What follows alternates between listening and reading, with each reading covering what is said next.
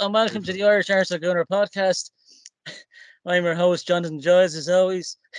I'm joined by my regular guests at this stage, Eamon Donnelly, Martin Stoneville, and Carl Osborne. How are you, lads? Hello. Good evening. Evening, Jonathan. Evening, Martin. Evening, Carl. I have Gabriel O'Leary here with me. He wants to say hello to the show and the listeners there.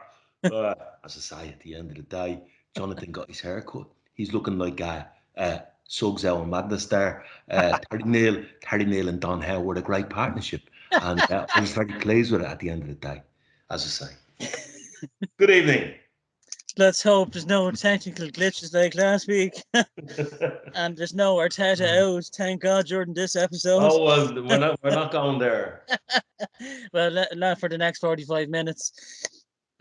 Of course, you can catch our episode from tonight on the Dublin Arsenal YouTube channel and also on Spotify as well. So that's where you can catch us. Also, if you want to come visit us, you can come visit the River Bar, One Boar Quay, Dublin City Centre. That's where you can catch the Dublin Arsenal Supporters Club on match days. And it's from what happened Friday night with our victory over Palace. The place was rocking. So win, lose or draw, it's always a good atmosphere, it's fair to say. Martin, what was our viewership like last week? Yeah, like surprisingly, we got over 50. Yay! No, we're doing well. All we need now is the people who is watching this to actually subscribe to the channel. So we're nearly there at 1,000. So which is good. So we just have to get our boots on and do some more. But yeah, no, it was good. Like first time back again, and yeah, let's keep it going. Yeah, over 50 is quite good for our first show, and it was just being a preview show. Yeah, so hopefully this week we can knock it out of the park as well. I think Ken Barlow's bringing them in droves, Jonathan. So frustrating, dude. Oh, but it's so frustrating, Deirdre. We've had it twice already this season, folks. And we haven't lost a game yet. No pens have been thrown on the table, thank God. Carl, we have to get these little things out of the way early doors, you know what I mean? Keeping everyone online. On this week's show, we'll be reviewing our 2-0 away success to Crystal Palace from Friday night gone. An excellent start to the season, I think we'll all agree, and really good performance. We'll also be previewing our upcoming game this Saturday, our first home game of the season against Leicester City at home, 3 o'clock. Not being televised on any of the TV stations, as far as I know. So there's always match of the day at 10:30 if the result doesn't go well. And we'll also be talking about any transfer news as well at the end of the show as well. And a brief mention there's an off the ball roadshow next Wednesday here in Dublin, and a season in preview in Liberty Hall as well next Monday evening. So we mention that at the end of the show as well. We kick off with our review of our previous game, which was the 2-0 away success to Crystal Palace, our first Premier League game of the season. Really excellent performance, I thought, by the lads, particularly first half. I thought William Saliba was definitely my man of the match for 21, and for his first game up against Zaha, he really defended well against him. Very rarely put a foot wrong, I think. I thought Zinchenko had a great debut. Jesus was very good holding the ball up, great strength as well. Bar one or two great saves by Ramsdale. One little mistake in the first half where he gave the ball away, but when he was called upon, he done really well. I thought Ramsdale could have had more if he kept pushing. I think into the second half, he kind of sat back in the second half, just having that 1-0 lead. Palace could have scored a couple themselves, so it was a tough game. Palace grew into the game, I thought, as the game wore on. But I'll take a 2-0 away success to Palace, considering what happened to us in April. A good all-round start, in my opinion. I'll go to Carl. What did you make of the game on Friday? Good performance? Yeah, we've got to take a lot of positives from that. It's a tough place to go. I was I think I said last week I'd take a draw, but I was hopeful for the win. But yeah, no, it was progress. I think it was going to be difficult, but it's always going to have chances to score. I think Martinelli had a really good chance early doors. I sort of said the early goal was quite important. That first goal been quite important to the tie. When we did get the goal, there was nervy moments. There was a few nervy moments, but overall, I think Saka scored at the right time to sort of kill the game off, because they were coming back to it and putting the pressure on heavy. But yeah, I thought it was a good performance. A lot of positives to take from it. I'm glad I bigged up Saliba on the last podcast, and I was glad it showed through. He didn't make a howling mistake, but no. So he had a great game, didn't he? And there's, I think across the board, there's only a few players that probably could have made better decisions, but overall, I think every player gave 110%.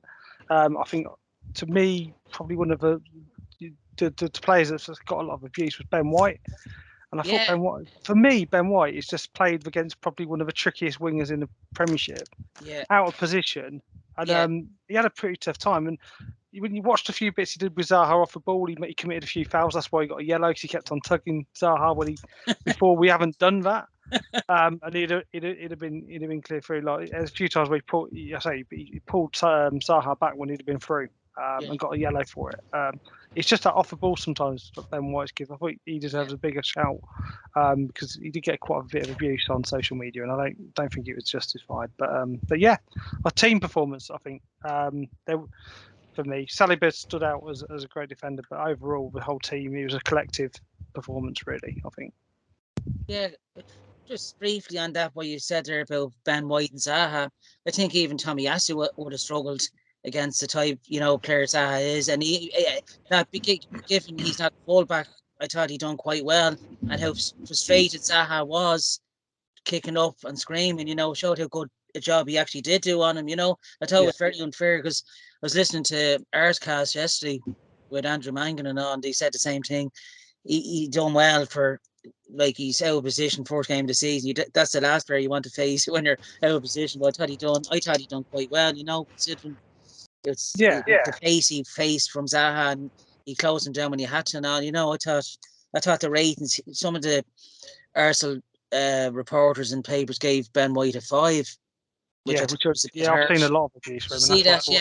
Yeah. I thought all around we played quite well, and the way we pressed from the kickoff was really refreshing. I was wondering who we were watching at one stage, because Zinchenko's passing was brilliant all game. He barely put a foot wrong in it. I'm really excited with him, fullback or midfield. I'll go to Eamon. Eamon, what was your take on the match Friday? Okay. Well, we were all there in the club, Jonathan, and the first thing I'll say is there was a terrific atmosphere. You could see how excited everybody was, because people have bought into this, Well, we've got to be patient. It's not all going to happen just the way we want it to happen. But for the first 25 minutes, it's as good an away performance as I've seen from the Arsenal in many a year, in terms of combination passing, in terms of Zinchenko and Saka creating havoc by switching positions where Palace didn't know how to match up to that. And that just creates space for the other guys to work in. Martinelli was excellent. Gabriel Jesus was excellent. And we really probably got a little bit frustrated and gave them encouragement by the fact that we didn't score 2 in the first 15 minutes, because we were bombarding them. Yeah. Yeah. And we didn't get, and then we got the goal. And when you talk about the management team and all of this, you've got to look at the people they bring in to coach. Whatever that set piece coach is doing, we used to be like sitting ducks from set pieces. We're not anymore. And we used to never score. Even in the great days of Robert Perez, he couldn't be the first man with a corner. Brilliant player as he was, and I love him. Daffy Duck on his little kind of wide feet, beautiful player, absolutely beautiful player. He couldn't take a corner. We couldn't score from a corner. It was just, you nearly said, oh shit, we have a corner, we better defend, But whatever the set piece coach is doing is working. right? I thought your comment about Ben White is spot on. I was asked by Martin there and Marc Guehi who I thought was man of the match. I said, well, it was going to be Saliba, but I'd give a shout to Ben White. Wilfried Zaha has absolutely tortured us in the past. Yeah. He didn't torture us on Friday night. He was Wilfried Zaha, a dangerous player. But what I like about Ben White is, and the way Johnny Giles used to speak about Fabregas, he has a bit of the devil in him. He has a bit of the devil in him. Like Ben White, he looks like something that came up in Eton University or college or whatever, But he's got a bit of spite in him that I like, Yeah. And Zaha knew. The two of them are kicking lumps out of each other, by the way, and you don't really see that on TV. Yeah. But if you saw close-ups of the contact, I saw one shot of Zaha kind of mounted to the sideline. There was a little bit of GBH going on there. Your comment about Ramsdale making a mistake, and again, this goes down to the management team that bought him and got criticised for paying so much for him. One of the reasons on the criteria sheet that they bought him was his ability to get over the mistake quickly. And after he'd done that awful pass out, it didn't faze him. That's what I love about him, right? Remember Fabianski, who turned out ultimately to be a very good Premier League goalkeeper. A couple of clangers, and he was all over the place. Ramsdale not like that. Ramsdale just gets on with it. I think he might have the required level of madness to be a really top goalkeeper. I think we talked about William Saliba. Again, the manager has to take great credit because he got absolutely moonshined on social media for letting him go on loan. But the guy wasn't ready to play. He's 21 years of age for a centre half. He's come back like a colossus. There's a Virgil van Dijk waiting to happen in him. We haven't had that kind of defender for a long, long time. Yeah. And I think that the decision to send him out on loan for 2 years was really good. I want to give a shout also to Granit Xhaka, who I mentioned with his link with Zinchenko. I am sick and tired of Granit Xhaka being singled out. Right? Okay, he dived. I think in mitigation, he probably expected a bit of contact that didn't come, and he was looking for a free kick. But to seriously tell me that is the same level of offence as Scott McTominay's leg breaker. Yeah. Is absolutely nothing short of shocking. Disgusting. I think Palace doubled up on Martin Odegaard. They see him as a danger. Martin Odegaard's a painter. He paints things. As Don Hale said about Liam Brady, he's got great imagination. Great imagination. He sees pictures, Martin does, And Palace, by closing him down, opened it up for Saka, Martinelli, and Jesus. And that shows you the different array of options that we have this year. So let's not get carried away. Palace are a very athletic side, and they'll cause trouble for anybody. They are very, very athletic, and some days they won't do it because they won't score enough. They don't have top strike. But my God, they're a bit like Wimbledon of old. You're in a game when you play them, and to come out the end of an away game 2-0 against Palace, well, I tell you, I'm well pleased. Who actually impressed me on Palace was Anderson at the back. The way he sprayed the ball around for them, his passing range is unbelievable. It is, isn't it? Like it's not just hoofing up the pitch. It's a bit like my own, Jonathan. Remember we played on the pitch in the Emirates? Remember my passing range? Passing water there at the sideline. I think that's how we were passing. It wasn't very. Oh, you missed it, mate. Jonathan and Dole behind me. Yeah. Anyway. I'd have to say, just before I go to Martin briefly, the refereeing decisions by Taylor was disgraceful. He missed so much. More Palace. He took nearly into the second half for the yellow, wasn't it? Before the issues. I tell you though, Jonathan, like we all championed Patrick Vieira as a player, and he was a master of the dark arts as well as being a brilliant player. I have no difficulty with his team knowing some of those dark arts. And do you know what? We've taken our 3 points there. Let's hope they do the dark arts against everybody else. You know? Yeah, well, I suppose the yellow card for Saka was ridiculous when you look over it. It was silly to dive, you know, he didn't have to do it, but thankfully we got out with a 2-0 win. Martin, at long last, you've been itching there to get on. Let's hear your comment. Not itching, but like just coming back to the Xhaka yellow card. I think if you dive, even you should only get a yellow card if it's like you're diving for a penalty. What's the point if you're diving like 10 yards, 20 yards out of the box? That doesn't bring anything, a free kick, and I don't think it earns a yellow card. But that's beside it. He got a yellow card because he's Granit Xhaka. He has a reputation. That's what it is. Simple as that. But anyway, look, it just kind of maybe.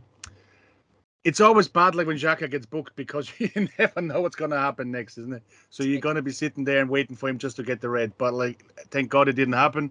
And yeah, coming back to the game. First of all, great atmosphere in the River Bar. It was so good to be back and see that. Unfortunately, we were only upstairs, and which made it a bit more compact. And it was just great. And I think the same when I look back at the match of the day, it was like the Arsenal fans in the stadium. They just made a noise, and it's just this is just they're all buying into it now, and I think this is like what's gonna happen. You know, like we had the support. You can hear them. We didn't hear much from the Crystal Palace fans. So, I think atmosphere-wise, it was really good. And that's why we started. The first 20 minutes, I don't know who we were watching, you know, and we were just coming out like the Brazil. And probably, like, if you look at the two forwards, they are Brazilian, obviously. So, and unfortunately, we didn't take more chances or didn't shoot more goals than we did. Because in the end of it, if you look at the stats, we only had 2 shots on target. And thank God they went in. We had 10 shots in all, and so did Palace. Palace had 2 shots on goal. Palace had 10 shots, and thank God, like ours went in, theirs didn't, and that was Ramsdale's making. I think he had a really good game. Beside that one pass, but beside that, like Palace have dominated, especially the second half. I love the way we played in the first half. The second half, it was just kind of a bit like the old one, and that just shows me, again, we're still waiting for people to be fit. And we still need a few more just to change it up, because when Kieran Tierney came in and who else and Nketiah, that just showed you when you change something, and we did it quite late. I think we did it in the 83rd minute. But once them two came in, all of a sudden we were a different team again. And that's when Saka came up and he scored. So we should have done it a bit earlier. And I think if Vieira is coming back, Tomiyasu is there, we will have a bit more options as well in midfield and for defenders, and so we can change it up much earlier. But it's the first game. We're still working on transfers, I think, so looking forward to it. But Crystal Palace is a tough place to go. But it's in between 2 stations. Yeah, exactly. So look, it was a great game. Let's hope we can put this now in the first game in the Emirates against Leicester, and see how come. And hopefully Tomiyasu actually played the day after, and he had quite a good game. So I don't think he's gonna be completely fit for the game, but he might. Marquinhos had a good game. He had an assist and he scored. So look, there's options coming down the road, and I really think that with a few more options on the bench, we could have done that much earlier, much easier, and I think we could have even won more. But I take the points. I take a clean sheet. Great start. There's other teams that didn't have that start. Not mentioning you, Man United, at all there. Yeah. But, absolutely delighted. Well, can I come in on that point, right? Because like I want to deal with something that I heard a couple of views expressed at half time that I need to cover, right? Like Edu and Arteta have burned the house down. They burned the house down. If you look at the squad, I mentioned this last week. If you look at the squad in his first game, there's only 2 players left out of the starting 11, right? So he's come in and literally burnt the house down and built it back up. And I think there's a collective understanding among most of the Arsenal community that we need to be a little bit patient, but things are beginning to look exciting. I think that's a fairly balanced view of it, right? Manchester United, on the other hand, and they're talking about signing Adrian Rabiot and all this. What they're doing is they're putting chewing gum on a burst pipe the whole time instead of taking down the burst pipe and gutting it and building again. But at halftime, I heard some views expressed because Palace were having us under a bit of pressure, and it wasn't like the 15 minutes before halftime wasn't easy, right? We were under the cosh. But I heard this view: we won't win the league with a small-time manager and poxy owners like that, right? Now I want to cover that, right? I haven't been the greatest fan of the owners, but I think seriously since Josh Kroenke has had a more hands-on involvement with the club, things have certainly improved. I think they have, right? I'm totally on board with the manager as a young manager who's going to make mistakes. And I don't know what a small-time manager is nowadays. If you want Carlo Ancelotti to come in for 6 months and fuck off somewhere else, grand. We're all good. Great. But one of the things that I wanted the listeners to be clear about, I don't want owners like Man City or Newcastle at my club. I don't want them. And I'll tell you why. We pride ourselves on diversity in the community.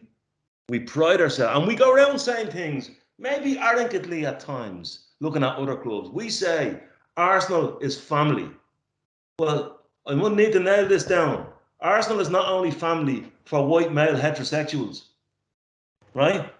Arsenal is family for everybody. Arsenal for everyone, right? So we bring in owners that have horrific human rights records of persecution. I'm not up for it, right? And I want to get that down on the show because there was a couple of disturbing things said to me in the pub the other night, and it's not the Arsenal way. And I just wanted to cover that. Here. We want to clean Arsenal, that's for sure. But at the same time, we also want success at Arsenal. That has to be taken into account as well. No, not at the expense of persecution on people. Yeah. Well, of course we don't want that, but no, we absolutely don't want it. Not of course we don't want it. It's just the way the board is at the moment. But look, that's the end of it now. Look, we'll come on to that, I'm sure, as the season comes on again. The minute a bid is put in for us. But look, by the way, the thing about it is, we were bloody winning the game. What would it have been like if we were 2-0 down? So, what's the happening? I couldn't believe it. Forget about it. I nearly had to order 2 points at halftime instead of 1. There's a complete different agenda, though, isn't there, with the media and Arsenal? It is, and can I just say as well, like, I mean, I don't know if you've seen the body language of Arteta when he, after the game, went to the table with Carragher and Neville there, and the female, I don't know what the name of the female reporter's called, but anyway, he was just facing her. He didn't look at them because he still can remember what he did in Brentford last year. Yeah. And there is an agenda there, which, look, we are Arsenal fans. We have obviously Arsenal glasses on it. We don't want to hear everything what is said about it. But if you look at it, it's just like absolutely shithousery. They're the Ramsdales of the fucking reporters. But anyway, so it's just kind of like people just have to realize what's going on. Coming back to Kroenke as well is like Kroenke, like that, they really only took over 2018, late 2018, started 2019. He gave them 1 year to do something in the club, and then COVID hit them. So I don't know how COVID of anybody hit anyone, like, but it was a financial nightmare.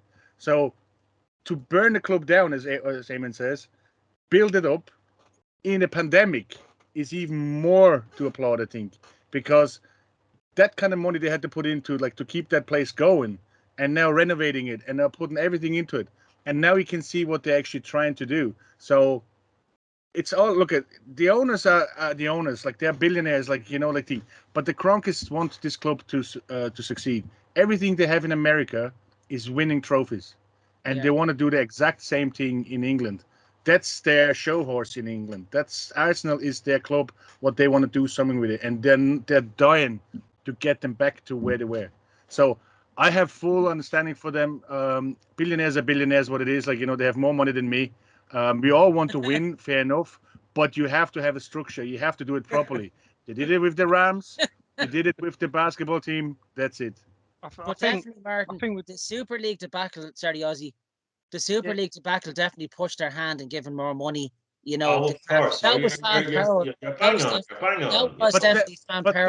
that wasn't just the Kroenke's fault. Like, you know, they just kind of, to be honest, that happened actually in the pandemic, you know. And to be when you strap for cash, and then somebody lays down a plan for you and says, "Look, there you go. There's 300 million for you just to join in something." You look at it. It's tempting. You see with the golf players, and No, a but lot of that- them of have course given it in, is. haven't they? That whole thing was General Franco FC, you know. General Franco FC were behind that completely because they were strapped for cash.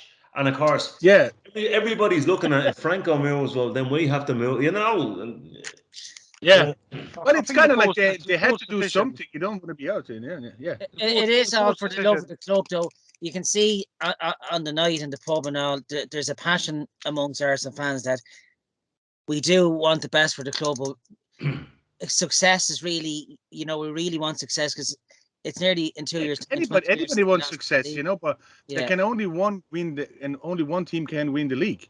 So you know, it's not that easy anymore. You know. It shows how far, before we go on to Leicester, plan in place in the club with Arteta and Edu, because it shows how far we've come in 2.5 years under him, that there's an expectation now that we can possibly go and win things again, you know, where it was doom and gloom, even with Wenger in charge for a long time, you know.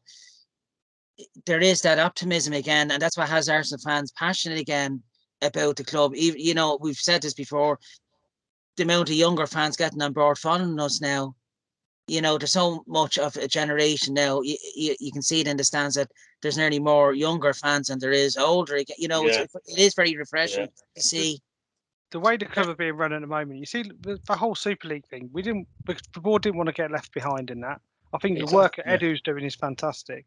We got absolutely persecuted on social media for signing that Prime deal with KSI and Logan Paul. I don't know if you saw that energy drink.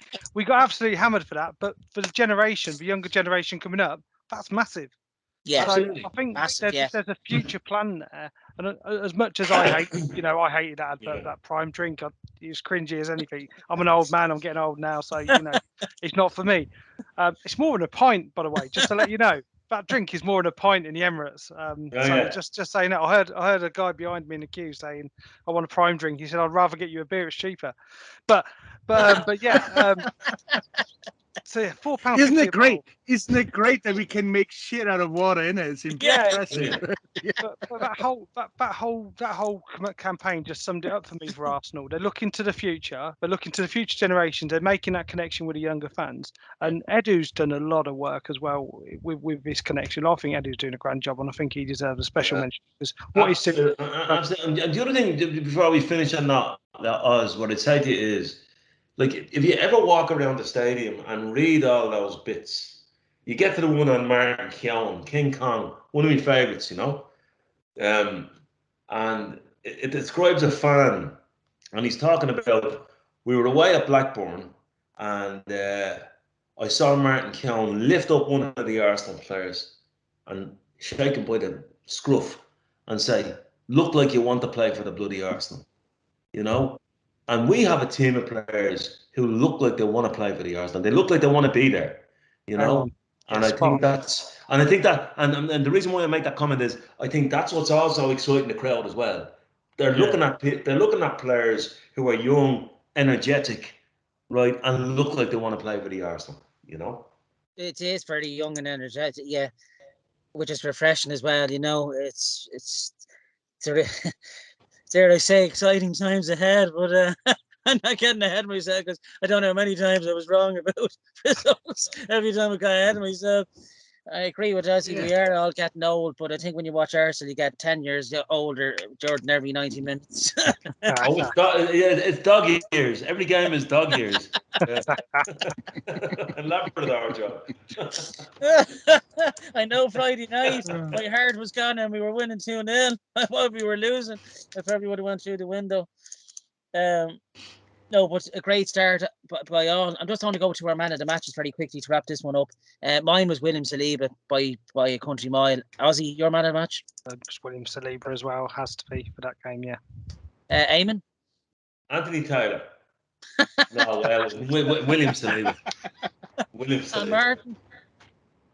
Yeah, definitely. Look, he got the man of the match award anyway. But like the most impressive stat I think by Saliba is he didn't commit one foul, not one, and that is impressive for a centre back. Like especially the way he tackled that tackle on Zaha he did when Ben White got lost him. That was some tackle, and like look at fair play to him. He needed that 2 years. He came back a better man, and that's exactly what we're doing when we send players out for loans, and that's the reason why we do it. Absolutely. You mentioned stats there, Martin, and before we move off it, you wouldn't be old enough, Jonathan. Only a slip of a thing. Carl, you might remember. Has Martin got a resemblance to Stato off Fantasy Football League? Yes. Yeah. Martin, He just needs a dressing gown on, doesn't he? Martin. You need a dressing gown on. Stato. I wish I was around for that, Martin. Oh, good. I wish, me too. Martin, you need to look up Stato, pal. Stato off Fantasy Football League. Okay. Next week, Martin will be wearing the dressing gown. Oh God. That wraps up the Crystal Palace game. Then thank God we've got out of the away fixture. I'm glad we boxed that off early in the season, and we don't have to worry about Palace away. Again, and that's 3 points, and we're up and running. Which brings us on to the preview of our upcoming fixture this Saturday, August the 13th, against Leicester City. 3 o'clock. It's going to be one of the few 3 o'clock games, I think, on a Saturday, because the majority of them will be on a Sunday due to our Europa League commitments on a Thursday. Our last meeting was in March the 13th. We won 2-0. Thomas Partey and Lacazette scored a penalty in that game. Leicester drew 2-1 their opening game against Brentford. Castagna and Dewsbury Hall got their goals, and Tony and a screamer from Josh De Silva got Brentford's equaliser. I know we're linked with Yuri Tillemans at Leicester at the moment. Whether that goes through or not is still probably, it's hard to know, really, isn't it? Leicester haven't made a signing this summer, which is surprising, and with Kasper Schmeichel leaving, that was a shock to me. No money. Oh, yeah, no money, yeah. It's worrying for Leicester. I think Leicester fans, they've had success over the last 6 years or so with the FA Cup and Premier League, but I think Rodgers and Leicester could worry this season. I don't think they're going to see many incomings, more outgoings, I think. I just want to pop a quick quiz question to the listeners before we go to the preview. In the 03-04 season, we won 2-1 against Leicester at Highbury. It sealed the Invincibles campaign without losing a game throughout the season. Henry and Vieira scored our goals that day, but which ex-Arsenal player scored the opening goal of the game for Leicester? I know that one, yeah. So if the listeners know that one, I'm sure Martin will conjure up a prize, maybe. Can I give a cryptic hint? Go ahead. Castration. Castration. There you go. I think that. Does that give you a hint, listeners? I hope it does. leave your answer in the comment box, and then whoever the writer is going to be first, we're going to get something done. Yeah, the first answers. Yeah. No cheating as well. It's the first. Just a quick one as well for the Leicester game. There is a train strike on, as much as I know. There is indeed. Yeah. So I thought like Arsenal were currently really trying to conquer this and trying to flood the Emirates and try to get gondolas out. Yesterday there was a massive burst of the mains yesterday, and I was looking at Tollington and there was like boats flying by. So, but I hope that's gonna be gone by now. But yeah, there's a train strike, so anybody's going over, just make sure that you have right arrangements to get to the game. Yeah, the National Express. I think you were coming from Stansted. Yeah. Obviously London, Stratford. This is. And then onwards, then that's why I'm going on Saturday. So there is ways of getting to it. Just the train strike is a bit of a bummer, but there is ways, alternative ways. Yeah, it's 22 quid return at the moment with National Express. Yeah, with our last bet from 2-0 at home, that was way back in March, but it's a completely different team now that Leicester will be playing. I can see if. I can only see a victory being our first home game. I think the crowd will really be up for it, like on Friday night. I don't want to go with 2-0 myself. I think again, I think Jesus will get off the mark this time and probably get a double. So I'm trying to go with 2-0. Leicester, though, you never know what you're going to get with them with Verdi and all. And Dewsbury Hall, I really like as well. I go to Eamon. How do you see the game going on Saturday, Eamon? Haven't a clue, Bill. You see, I don't know what Leicester are like anymore because there's been quite a bit of turbulence and turnover there. So you don't know. Like Brendan Rodgers, to me, right, is a great social worker. And the way he handled Mario Balotelli and we're here for Mario and all this bullshit. But I think he's a manager that gets a lot done in his first 2 years. And it's very high energy and high demand. I'm not sure he can sustain it. And I think that Leicester thing is beginning to it's beginning to weaken a little bit, I think. Right? Now, I could be wrong. Also, Hurdle Steptoe, Jamie Vardy is not getting any younger. So his running off the shoulder is not as, and he's getting injured. Tielemans doesn't want to be there. James Maddison probably doesn't want to be there.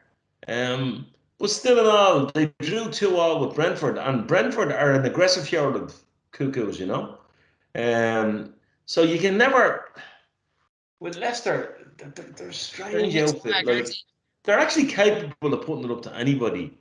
But I mean, if we're doing our stuff with the players we have, we should be capable of taking the points. And I always have I've said it on this show every week. The only bet I ever do, I don't do horses around it. I do an accumulator on a Saturday. I never bet on the Arsenal because I'm like the Pink Panther with a swarm of bees over my head, and everywhere I turn, they follow me. So I'm going to say, look, you'd hope that we win the game, and you'd hope that we can score 3, and it could be a 3-1. You know. Yeah, it's 33 degrees as well on Saturday, seemingly. It's just getting hotter in every way of the word. So hopefully, we'll. I can only see really a home victory. We're always up for a first home game this season, and with a sense of optimism, you know, you'd expect a quick. We start out with the blocks quickly, like Friday night. You know, it could run them ragged. But can I say, Jonathan, think back to the lockdown games with the Sky crowd noise. Jesus, seems so awful when you think about it.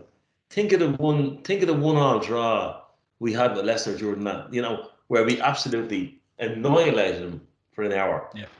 and they got him.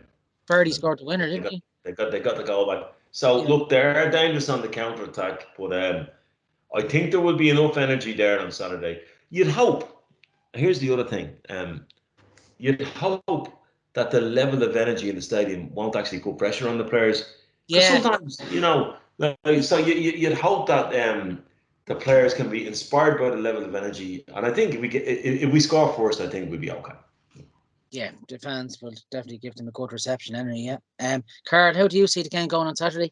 Compared to how safe I was for the Crystal Palace game, I'm going to go full on positive and optimistic for this one on Saturday. I think I look at the Leicester side. I see it's really unstable. You've got 2 of their best players looking to leave. They lost one of their leaders in Kasper Schmeichel.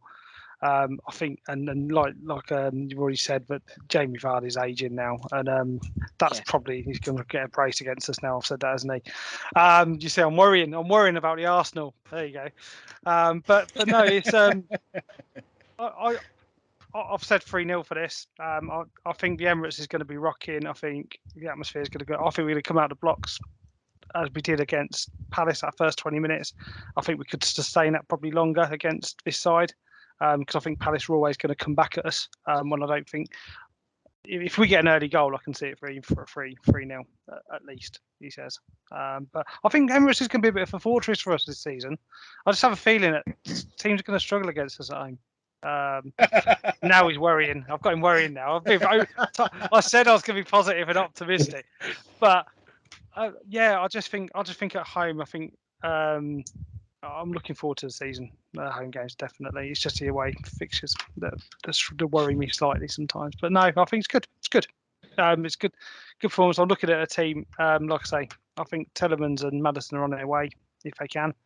And they've got a few promising players, but I'm looking to see a good performance. I think Jesus, I'm looking to see him score a goal as well, because I think he was a menace on Friday night, and he just needed a goal to cap that performance. Yeah. So I think it'd be nice to see him grab one and get off the mark.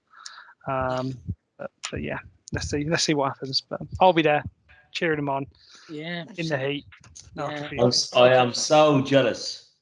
I've Looking forward to I've that. got 3 games booked. Fulham, Tottenham, and Liverpool. Yeah. So, It's a looking big forward to getting back in there. And I have checked, but Tollington is no longer flooded. I don't think it did get flooded. There's a lot of water there, but It was a lot. It actually went up to the fence by the looks of it, which is kind of like high enough, like, you know, and just from the mains, you know. So, but yeah. Martin, how do you see the game going? Yeah.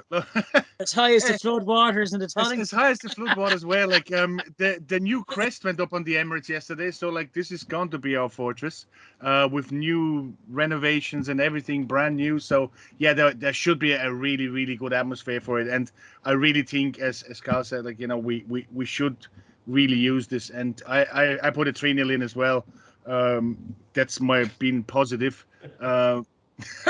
But yeah, one thing about this, it is the mockers are on it, you know. But like I think what Carla said as well is like they really did what we did last year. They're in complete disarray.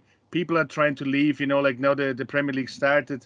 Fofana was supposed to go to Chelsea, Maddison to Newcastle, Tielemans to us. Schmeichel already left. They have nobody bought. They have no team. So I can only see a win, you know, but then all means like it's probably going to be a 1-1 draw. You just don't know. But no, I really think Jesus is going to get his first goal, and it should be a really good thing in the heat. So yeah, 3-0. That's what I predict. Is Schmeichel gone? Is he? Yeah, it's niche. Oh, I missed that. You talked about in the heat. Schmeichel was the dog in Coronation Street, wasn't he? Oh, but you're so frustrating, Schmeichel. Pulling everywhere, Schmeichel. Yeah. Oh God. So but yeah, we'll see anyway. We're all going for a home victory. Yeah. Yeah. Moving on to some transfer news. Lucas Torreira went to Galatasaray there. Byrne Deno sealed his move to Fulham, of course. Jordan last week. Very excited to see how Charlie Patino gets on at Blackpool on loan. I think he could do quite well there. You know, I think he could get a lot of starts there. He played for 20 minutes. He played for 20 minutes the weekend, and the fans were raving about him. Were they? Yeah. Absolutely. He got a really, really good reception from the fans. Yeah. You know. So yeah, look, I think when you look at him, like he's the next Jack Wilshere. Eh? So again, we send him out on loan to come back a better man, and I'm pretty sure he will come back even stronger. He's only 18, you know, and he's a slight enough boy, so he needs he'll get plenty of kicking, and he'll get plenty of kicking and Northwest England treatment in that league, you know. Big time. I will only do in the World Cup when you see how Balogun came back from Middlesbrough on loan, different type of player, scored the weekend. Yeah, and they're raving about him as well there, and so were Middlesbrough fans as well towards the back end as well. So, I know Tavares scored for Marseille as well.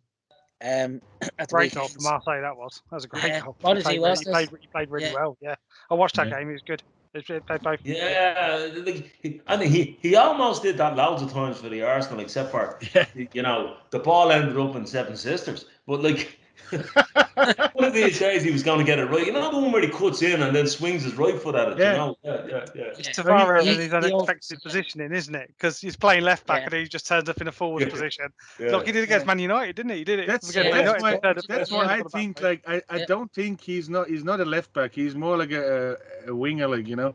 So yeah, well, let's see what comes out of that. Like, and again, it's just good to see that. The lads are going there. You know, he's only young. You know, they don't have a buy clause, so it's great to get them this bit of experience. Marseille seems to be a good ground as well, for to get our players where they are. So I think we have a good relationship with them. So let's see what's happening, and yeah, look, we need depth anyway. So just one player that's on loan who's getting absolute raving reviews at Birmingham, Austin Trusty. Is he? He's getting Yeah. I follow a few accounts that are absolutely raving about him at Birmingham. He's had 2 really good games. Yeah. For left centre back. So apparently he's they're raving about him as well. So one to watch. Yeah. I know Guendouzi had a bust up with his manager already, and they're only 1 game in. So you can see why Arteta got rid of him. He's bad for the dressing room and very temperamental, and he'll have a career that's very short if he keeps that up. And Lacazette's on fire for Leon. I think he scored nearly in every game since he's gone back there. So it's amazing when you go back home comforts. It's amazing what you can do in the Farmers League, isn't it? Yeah. Look, I always like Lacazette. He gave everything to the Arsenal, He always. Lacazette, Lacazette goes with good wishes. Yeah, absolutely. I do, yeah. I kind of would have liked 1 more season out of him, but his legs were gone. You could see that last season. He just didn't have what he had 3 or 4 years back. But I'll always say he always gave what he had, and never. No, he got down very well in Arsenal history. Yeah, a true pro in all means. Yeah. So that game is 3:00 on Saturday, Leicester City. Unfortunately, not on the TV, but I'm sure there's going to be links where people can watch it as usual. Myself and Ozzy be there. Indeed. 33 degrees with sunstroke, and carried it off at half time. You're gonna be as red as your jersey. With blood or sunburn. Yeah. Jonathan, do me a favour. Just put the Amber Solaire on, no factor, and see how you get on. I'm a hit with the ladies, so I might try that. Just regarding, there's an event happening in Vicar Street in Dublin next week. Off the Ball Roadshow. It's Wednesday, August 17 at 8 p.m. The special guest will be former Arsenal legend Ian Wright. Will be there along with Emma Byrne, the former goalkeeper for the Arsenal women, who had a great career with them, and also Michael Owen and Carney, who also played for the Arsenal women team. So that's something to, if you're in and around Dublin next Wednesday night, to go to. It's I paid 27 quid myself for a ticket. The ticket I bought was actually on the same table as Martin and Bob Brown, the chairman. So there you go. Can't get rid of him. Can't get rid of it. Yeah. He's like bad rash. Anywhere we go, he goes. No, but that should be a good night, shouldn't it, Martin?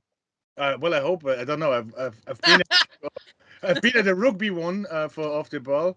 Never been for a football one. But yeah, I think anywhere where Ian Wright goes should be a good gig. So let's hope we're trying to get in contact with him. Maybe we can get him afterwards as well.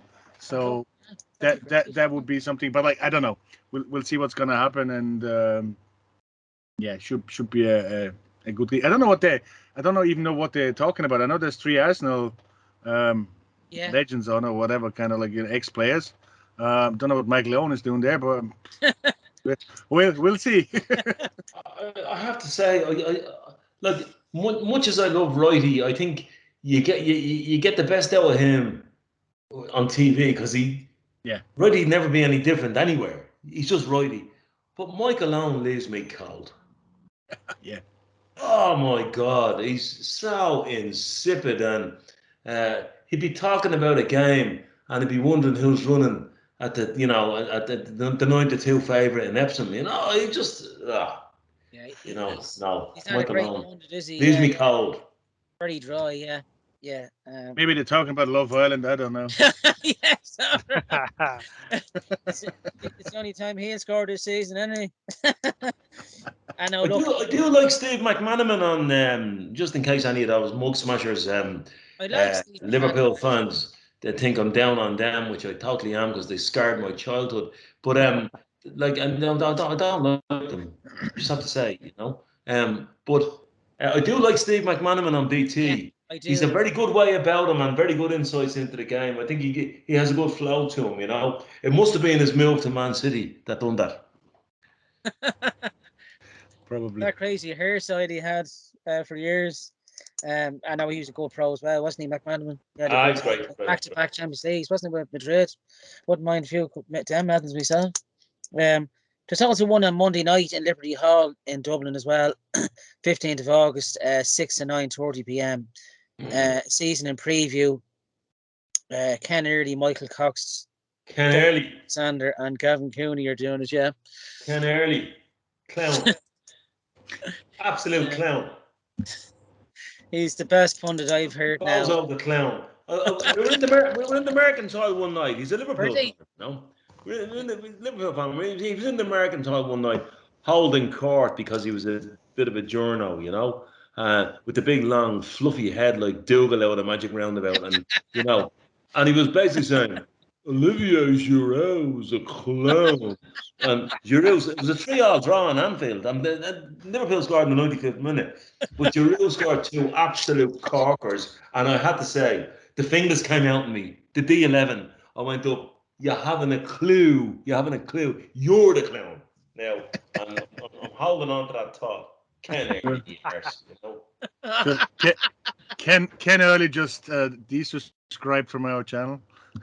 I'd love to see Ken Early playing in the middle of midfield in a spiky Leinster Senior League game and see how we'd get on. You know? That wouldn't end well. You didn't play the game, Jonathan. You didn't play the game. By the way, Eamon's one of Ken Early's biggest fans. He kind of hides it a lot. You wouldn't know there.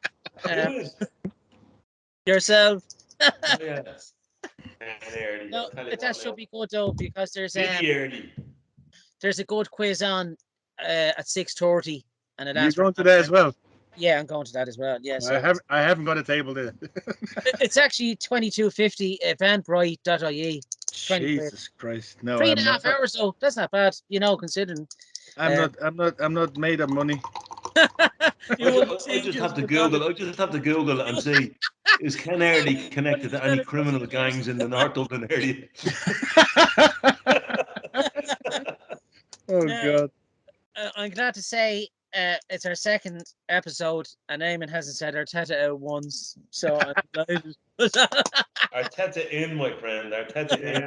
I mean, apart from his very promising coaching ability, I mean, 52 inches of Mickey on widescreen. Do you know what I mean? Like he's the most beautiful manager. He's just beautiful, you know. Oh. and I am heterosexual. Not that matters, but I am, you know. God. See what gets let out on this show in 50 odd minutes. It's just beautiful what Arsenal fans can let out. Probably Byrne now as well. We're not past the watershed yet.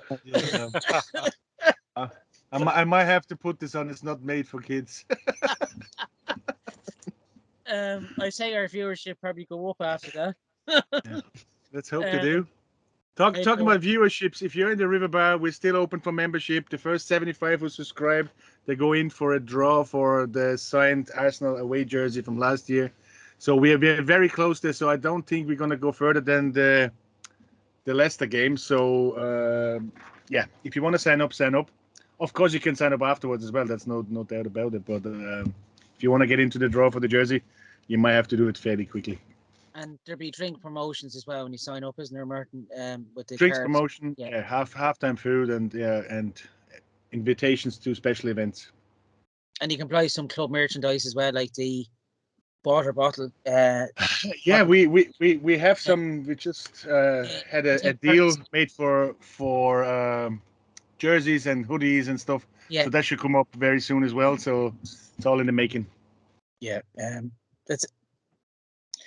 It's an exciting season now, and I think, of course, the London Arsenal Supporters Club, if you're at the Leicester game at the weekend, Gun Flash will be out. It comes out, I think, every quarter of the season, and the new season issue is out. I think it's £3.50 or something. I know Alex Laidman normally sells it on match day, and the Gooner as well is out as well. So there are two good fanzines to read on the day. You know, if you want to buy the match day program as well, for all under, I think, £10, you have three good magazines to bring home with you. Yeah, you can catch so River Bar, Martin, showing it on Saturday. Would it not be on TV? Yeah, it's on in the River Bar. So So I'm sure you can join Martin, Paul, and Eamon, while myself and Ozzy. I'll be on my way to the old band I play in, the modern ska band, the Rods and Mockers, are playing in Moat of all places on Saturday evening. So I'm going to have to listen to it on Arsenal.com before I move down to Westmeath to play some mod and ska tunes. Yeah. I can't believe you put your band before the Arsenal. We'll have to. The Rods and Mockers, we can't beat the Rods and Mockers. The only rock and roll is on this show, and that's all you need to know.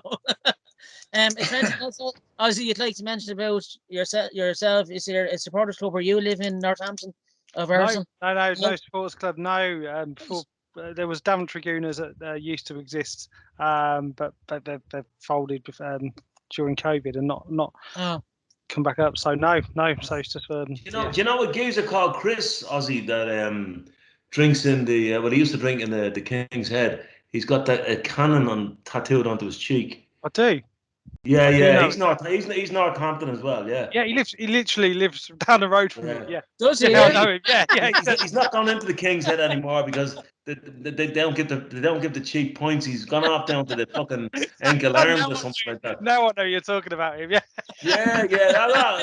In fairness, Jonathan, I want to say this. I've been going to the King's Head for years, and I'm not plugging any particular pub. Everybody has their own favourite boozer.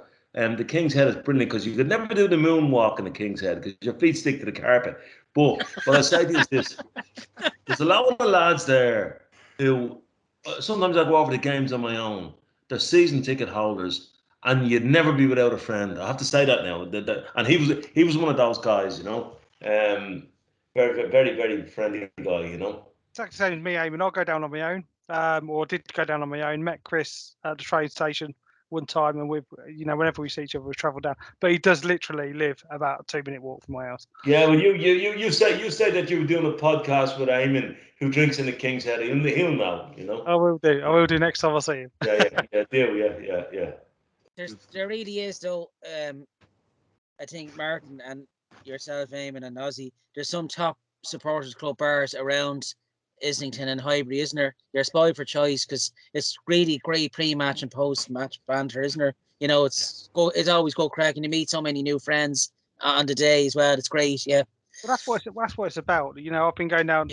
Last season was my first season as season ticket holder. I went down on my own, and it literally took 2 games until I've got a group of people that I meet before and after the games.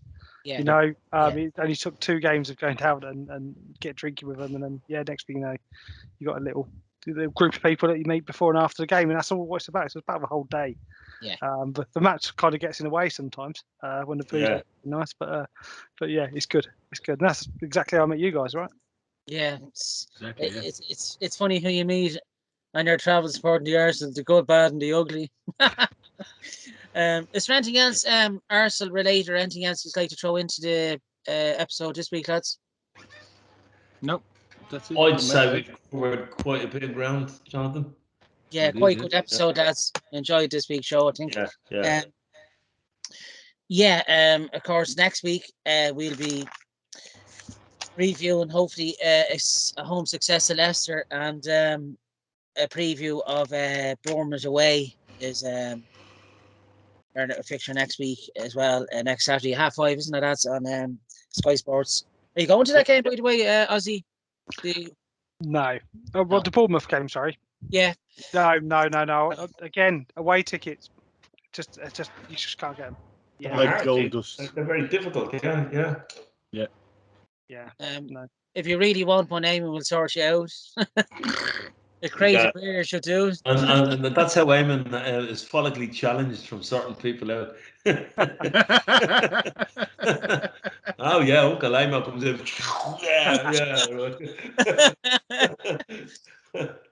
I have to say, the most reliable person, if you ask for a ticket in enough time, you'll more or less get it. I can say that hands down. Any tickets I've ever asked for, you'll always get a ticket. I've been lucky the last few games we've won, so I'm feeling lucky about Saturday. Oh Jesus, Jonathan, don't put the. Remember what I said? Pink Panther, Swarm. Yeah. It's a good job we're not playing in pink next week. No, it should be. It's been a great start to the season, lads. Pre-season's gone really well. Palace game went reasonably well as well. And very optimistic about Saturday. It's nice to go into your second game of the season feeling like that compared to what we had last season, you know, where it was a bit doom and gloom. I think we can look forward to a pretty good season, I think. So that's our show this week. Wrapped up, I think. We had a good show, I think, tonight, just on the Euro mark there.